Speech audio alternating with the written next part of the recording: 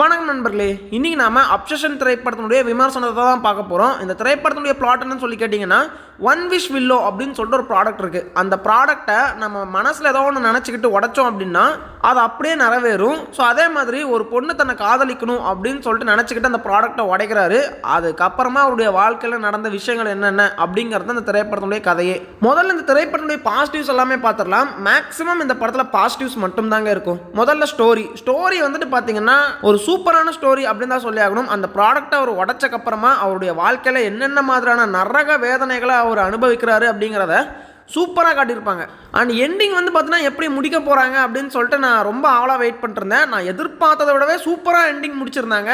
கொஞ்சம் த்ரில்லராக கொண்டு போய் ஃபன்னியாக முடிச்சிருந்தாங்க. ஸோ அதெல்லாமே வந்துட்டு பார்த்தீங்கன்னா அந்த ஸ்டோரியில் பயங்கரமாக ஒர்க் பண்ணியிருக்காரு டேரக்டர் அப்படின்னு சொல்லிட்டு கிளியராகவே புரிஞ்சுது. ரெண்டாவது பாசிட்டிவ் கண்டிப்பாக ஸ்க்ரீன் பிளே தான். ஸோ ஸ்டார்டிங்லேருந்து எண்டு வரைக்கும் எங்கேயுமே லேக் ஆகாத மாதிரி கொண்டு போயிருக்காங்க. அதாவது நிறையா பேசிக்கிட்டே இருக்கிற மாதிரியான காட்சிகள் தான் இருக்கும். இந்த ஜம்ப் ஸ்கேர்ஸ்லாம் வந்து பார்த்தீங்கன்னா இந்த படத்தில் ஒரு 2-3 இடத்துல தான் வரும். மற்ற இடத்துல பூரா பேசிக்கிட்டே தான் இருப்பாங்க. பட் அந்த போர்ஷன்ஸ் எல்லாமே எவ்வளோ எங்கேஜிங்காக கொண்டு போக முடியும் அப்படின்னு கரெக்டாக கணிச்சு கொண்டு போயிருக்காரு நம்ம டேரக்டர் அப்படின்னு தான் சொல்லணுங்க. அதுக்கப்புறமா கேரக்டர் டிசைனிங் பொறுத்த வரைக்கும் 2 கேரக்டர் மட்டும் தான் மனசில் நிற்கும். அந்த 2 கேரக்டரை ஃபோக்கஸ் பண்ணி மட்டும்தான் படமே போகும். ஒன்று ஹீரோ, இன்னொன்று ஹீரோயின். வேற யாருக்குமே இந்த திரைப்படத்தில் இம்பார்ட்டன்ஸ் அப்படிங்கிறத இருக்காது. அந்த ஹீரோயின் அவங்களுக்குள்ள நடக்கக்கூடிய அந்த விஷயங்கள் மட்டும்தான் படம் ஃபுல்லாக ஃபோக்கஸ் ஆகி போயிட்டு இருக்கும். அந்த 2 கேரக்டரை எவ்வளோ ஸ்ட்ராங்காக டிசைன் பண்ண முடியுமோ அவ்வளோ ஸ்ட்ராங்காக பண்ணியிருக்காரு நம்ம டேரக்டர் அப்படின்னு தான் சொல்லணும். ஏன்னா அவங்க 2 பேருக்குள்ள நடக்கிற அந்த வாழ்க்கையை பார்த்ததுக்கப்புறமா நம்ம வாழ்க்கையும் அப்படி ஆயிடுமோ, நமக்கு வரக்கூடிய பார்ட்னர் இப்படி இருப்பாங்களோ, இல்லை நம்ம ஏதாவது சொல்றப்ப நம்ம பார்ட்னர் அப்படி நினைப்பாங்களோ அப்படிங்கிற மாதிரியான அந்த ஸ்டேட் இருக்கு இல்லையா, மைண்ட் செட் வந்து பார்த்தீங்கன்னா அவங்க 2 பேருடைய அந்த கேரக்டரைசேஷன் மூலமாகவே நமக்கு வந்துடும். அந்த அளவுக்கு அந்த 2 கேரக்டர்ஸை சூப்பராக டிசைன் பண்ணியிருந்தாரு. அதாவது படமே அந்த 2 கேரக்டர்ஸை பேஸ் பண்ணி மட்டும்தான். அடுத்தது வந்துட்டு நம்ம சினிமோட்டோகிராஃபியை பாராட்டி ஆகணும். என்ன மாதிரியான சினிமோட்டோகிராஃபிங்க இது? ஏன்னா வந்துட்டு முக்கால்வாசி படம் இருட்டிலே தான் ஓடிக்கிட்டு இருக்கும். ஆனால் அந்த இருட்டுலேயுமே நம்ம ஹீரோயினுடைய முகம் கூட தெரியாது. அவங்கள ஒரு மாதிரி ஒளிச்சு வச்சே ஃப்ரேமில் காட்டியிருப்பானுங்க. அதெல்லாம் அல்டிமேட்டாக பண்ணியிருப்பாங்கன்னு தான் சொல்லணும். இப்போ ஒரு பேய் படம் எடுக்கிறோம். பேய் எப்படி இருக்கும்? கருப்பாக இருட்டில் கும்முன்னு இருக்குமா? அதாவது கும் இருட்டில் இருக்கிற மாதிரி காட்டுவாங்கல்ல, அந்த மாதிரி தான் இந்த பொண்ணையும் வந்துட்டு பேய் மாதிரி காட்டணும். ஆனால் இந்த பொண்ணு பேய் கிடையாது. அப்போ எந்த மாதிரியெல்லாம் காட்டினா இந்த பொண்ணு பேய் மாதிரி தெரியுமோ அதை யோசிச்சு கரெக்டாக பண்ணியிருக்காங்க. ஸோ அந்த லைட்டிங்ஸு, அந்த கேமரா ஒர்க்கு, அப்புறம் சினிமோட்டோகிராஃபி, இது 3மே ப்ராப்பராக பண்ணதுனால தான் அந்த ஒரு கோஸ்ட் ஃபீல் எஃபெக்ட், அதுக்கப்புறம் அந்த ஜம்ப் ஸ்கேர்ஸ்லாம் நல்லாவே ஒர்க் அவுட் அப்படின்னு தான் சொல்லணும். அடுத்த பாசிட்டிவ் வந்துட்டு பாத்தீங்கன்னா மொத்தமா இந்த படத்துல ஒரு 4 சீன் பயங்கரமா நமக்கு வந்து பாத்தீங்கன்னா பிபி ஏத்தி விட்டுரும். அந்த ரேஞ்சுக்கு வந்து பாத்தீங்கன்னா ஒரு 4 சீன் வச்சிருக்கானுங்க. அதாவது அந்த பொண்ணு தன்னுடைய காதலுக்காக ஒரு சில சம்பவங்கள் பண்ற மாதிரி காட்டுவாங்க. அதெல்லாம் பயங்கர பீக்ல கொண்டு போயிட்டாங்க அப்படின்னு தான் சொல்லி ஆகணும். அதாவது நம்ம இப்பெல்லாம் யோசிச்சு கூட பார்த்துருக்க மாட்டோம், இப்படியும் ஒருத்தி பண்ணுவாளா அப்படின்னு சொல்லிட்டு. அந்த மாதிரியான சம்பவங்கள்லாம் அவள் பண்ணுற மாதிரி காட்டுவாங்க. அதெல்லாமே வந்து பார்த்தீங்கன்னா அல்டிமேட்டாக பண்ணியிருந்தாங்கன்னு சொல்லலாம். இன்னொரு பாசிட்டிவ் என்னென்னா, அடுத்து என்ன நடக்கும் நம்மளை வெயிட் பண்ண வச்சு நம்ம நினச்சதை விட சூப்பராக ஒன்று நடக்கிற மாதிரி பண்ணிட்டார் டேரக்டர். அதுதான் வந்துட்டு இந்த படம் வெற்றி அடைஞ்சதுக்கு காரணமே அந்த ஸ்க்ரீன் பிளே தான். அதாவது நம்ம ஹீரோ வந்துட்டு இப்போ ஹீரோயின் கூட இல்லை அப்படின்னா அவங்க பயங்கரமாக ஒரு மாதிரி கன்ஃபியூஸ் ஆகி கொலாப்ஸ் ஆகிற மாதிரி காட்டுறாங்க. அப்போது அந்த ஹீரோ வந்துட்டு ஹீரோயினை விட்டு தனியாக வந்தக்கப்புறமா நம்ம ஹீரோவே காட்டிட்டு இருப்பாங்க. அடுத்து என்ன நடக்கும், அவங்களுடைய அதாவது ஹீரோயினுடைய அந்த ரியாக்ஷன் என்னவா இருக்கும், அடுத்து அவங்களுடைய மூவ் என்னவா இருக்கும் அப்படின்னு சொல்லிட்டு ஆடியன்ஸான நம்ம யோசிச்சுக்கிட்டே இருப்போம். என்னடா பண்ண போறான்னு சொல்லிட்டு யோசிச்சுக்கிட்டே இருக்கிறப்போ நம்ம நினைச்சு பார்க்காத மாதிரி ஒன்று பண்ணுவாங்க பாருங்க.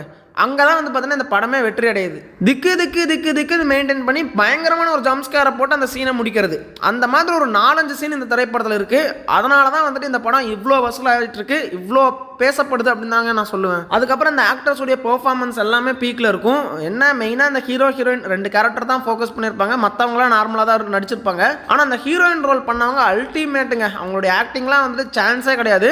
அப்படியே ஒரு சைக்கோ மாதிரி எப்படி நடிக்க முடியும் நடிச்சிருப்பாங்க. அதெல்லாம் தாறுமாறாக இருந்துச்சுன்னு தான் சொல்லணும். அப்புறமா மியூசிக் பற்றி பேசணும் அப்படின்னா இந்த படத்தில் வேற மாதிரி ஒரு விஷயம் பண்ணியிருந்தாங்க. என்ன அப்படின்னா அப்படியே ஒரு இன்டென்ஷனலான ஒரு பிஜிஎம் போய்கிட்டே இருக்கும். அடுத்து என்னடா நடக்கும் போயிட்டே இருக்கிறப்போ டப்புனு கட்டாயி நார்மலாக ஒரு சீனுக்கு வந்துடுவானுங்க. அந்த மாதிரி ஒரு 10-15 இடத்துல பண்ணியிருக்கானுங்க. ஒரு மாதிரி பிஜிஎம் போய்கிட்டே இருக்கும், டப்புனு கட்டாயி நார்மலாகிடும். இந்த மாதிரி பண்ணியிருப்பாங்க. இது வந்துட்டு ஒரு புது டெக்னிக் மாதிரி வச்சுக்கோங்களேன். ஆடியன்ஸ் வந்து ஏமாத்துற டெக்னிக் மாதிரி வச்சுக்கோங்க. அதை மியூசிக்லேயே அவங்க பண்ணியிருக்காங்கன்னு சொல்லலாம். பட் அதுவுமே பெருசாலாம் இல்லை, வெறும் எஃபெக்ட் மட்டும்தான் இருக்குமே தவிர மியூசிக் இந்த படத்தில் சூப்பராக இருக்குது அப்படின்லாம் சொல்ல முடியாது, தேவைங்கிற அளவுக்கு இருக்குது அப்படின்னு சொல்லலாம். அதுக்கப்புறம் நெகட்டிவ்ஸ் அப்படின்னு சொல்லிட்டு பார்த்தோம்னா இந்த படம் வந்துட்டு எல்லா செட் ஆஃப் ஆடியன்ஸையுமே கவர் பண்ணும் அப்படின்னு சொல்லிடவே முடியாது. எனக்கு வந்துட்டு ஸ்கிரிப்ட் நல்லா இருந்தால் போதும், பார்க்குறதுக்கு படம் கலர்ஃபுல்லாக இருக்கணும்லாம் அவசியம் கிடையாதுங்கிற மாதிரி திங்க் பண்ணுறவங்க இந்த படத்தை பார்க்கலாம். மற்றபடி இந்த கமர்ஷியல் படம் பார்த்து ஜாலியாக என்ஜாய் பண்ணுறவங்களுக்கு இந்த படம் செட் ஆகாது. இந்த படம் பார்த்தாங்கன்னா அவங்களாம் என்னடா இது சும்மா பேசிகிட்டே இருக்கானுங்க அப்படிங்கிற மாதிரியான ஃபீல் தான் அவங்களுக்கு கொடுக்கும். ஸோ நியூ ஸ்கிரிப்டை எக்ஸ்ப்ளோர் பண்ணலாம் அப்படின்னு நினைக்கிறவங்களுக்கு இது ஒர்க் ஆகும், மற்றவங்களுக்கெல்லாம் இந்த படம் ஒர்க் ஆகாது அப்படின்னு தான் சொல்லணும். அதுக்கப்புறமா இந்த திரைப்படம் வெறும் இங்கிலீஷில் மட்டும்தான் இருக்குது, தமிழில் இல்லை, ஹிந்தியில் இல்லை, எந்த லாங்குவேஜ்லையுமே வந்துட்டு பார்த்தீங்கன்னா இந்த திரைப்படத்தை டப் பண்ணல. மேபி ஓடிடியில் ரிலீஸ் ஆகுனா டப் பண்ணுவாங்கன்னு நினைக்கிறேன். அப்புறம் ஓடிடி ரிலீஸே இல்லைங்கிற மாதிரி பேசிகிட்டு இருந்தாங்க. பட் எல்லா லாங்குவேஜ்லையும் டப் பண்ணி ஓடிடி ரிலீஸ் பண்ணாங்கன்னா தான் நல்லாயிருக்கும். தமிழ், தெலுங்கு, ஹிந்தி எல்லா லாங்குவேஜ்லையும் பண்ணும். அதுக்கப்புறம் இந்த திரைப்படத்தை பார்த்தா நம்ம ரிலேஷன்ஷிப்புக்கு ஏதோ பாதிப்பு வரும் அப்படிங்கிற மாதிரிலாம் புரளி போயிட்டுருக்கு. இப்போ உதாரணத்துக்கு நம்ம ஒரு பர்சனை லவ் பண்ணுறோம் அப்படின்னா இந்த படத்தை பார்த்தக்கப்புறமா அவங்க மேலே வச்சிருக்கக்கூடிய லவ்வை கொஞ்சம் கம்மி பண்ணிடுவோம், அப்படி இல்லைன்னா வந்துட்டு பிரேக்கப்பே பண்ணிடுவோம் அப்படிங்கிற மாதிரிலாம் புரளி போயிட்டுருக்கு. ஆக்சுவலாக வந்துட்டு ஒரு மன தாக்கத்தை வந்து இந்த படம் ஏற்படுத்தும். அதாவது ஃபோர்ஸ் பண்ணக்கூடாது லவ்வை, அதே மாதிரி ஓவராக திணிக்கக்கூடாது லவ்வை. இந்த ரெண்டு விஷயமும் வந்து பார்த்தீங்கன்னா இந்த மெசேஜ் வந்து நம்ம மனசில் ஏறிடும். ஒருவேளை நம்ம திணிக்க ஆரம்பிக்கிறோன்னா நமக்கே ஒரு பயம் கிரியேட் ஆகும், அந்த படத்தில் நடந்த மாதிரியே தான் நடந்துருமோ, அதாவது நம்ம பார்ட்னர் நம்ம டார்ச்சர் பண்ணுறோமோ அப்படிங்கிற ஒரு பயம் வந்துட்டு பார்த்தீங்கன்னா உள்ளே ஏற்படும். அந்த மாதிரியான ஒரு தாக்கத்தை வந்து இந்த படம் ஏற்படுத்தும் அப்படின்னு தான் சொல்லும். ஆனால் இந்த படம் பார்த்தாவே பிரேக்கப் ஆகிடும், இந்த படம் பார்த்தா வந்துட்டு லவ்வர்ஸாக இருந்தாலும் சரி, ஹஸ்பண்ட் அண்ட் ஒய்ஃபாக இருந்தாலும் சரி பிரிஞ்சிருவாங்க, அந்த ரேஞ்சுக்கு வந்து பார்த்தீங்கன்னா சொல்லிட்டு இருக்காங்க. அந்த அளவுக்குலாம் இந்த படத்தில் ஒன்றுமே கிடையாது. பட் ஒரு அவேர்னஸ் கிரியேட் பண்ணிருச்சு இந்த படம் அப்படின்னு தாங்க சொல்லணும். மற்றவங்க கிட்ட அதீத அன்பை திணிக்கக்கூடாது, அப்படி திணிக்கிறப்ப அவங்களுடைய மைண்ட் செட் எப்படி இருக்கும் அப்படிங்கிறத இந்த படம் நல்லாவே காட்டியிருக்குன்னு சொல்லலாம். சரி, ஓகே நண்பர்களே, இந்த அப்சஷன் திரைப்படத்திற்கு என்னுடைய ரேட்டிங்ஸ் என்னன்னா 8 out of 10. ஸோ நீங்கள் இந்த அப்சஷன் திரைப்படத்தை பார்த்துட்டீங்களா, உங்களுக்கு இந்த படம் பிடிச்சிருந்தா இல்லைன்னு சொல்லிட்டு மறக்காமல் கமெண்ட்டில் சொல்லிட்டு போங்க. உங்களை நான் அடுத்த வீடியோவில் சந்திக்கிறேன்.